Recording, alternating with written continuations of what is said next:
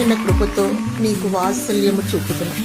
యెషయా 54:8.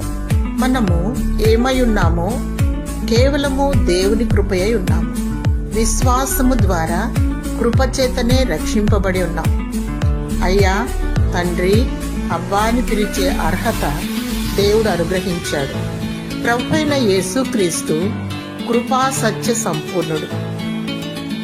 నీకు కృప వెంబడి కృపను అనుగ్రహించును. నీ పట్ల దేవుని కృప అధికమవును. లోకానికి వేరే దేవుని కొరకు పరిశుద్ధత కలిగి పునరుద్ధాన రాకడ కొరకు సిద్ధపడుతూ ఉండాలి. అనాది కాల సంకల్పము చొప్పున జగత్పునాది వేయబడక ముందే దేవుడు నిన్ను ఏర్పరచుకున్నాడని ఎరిగి బహునిష్టగా దేవునికి ఇష్టంగా జీవించాలి.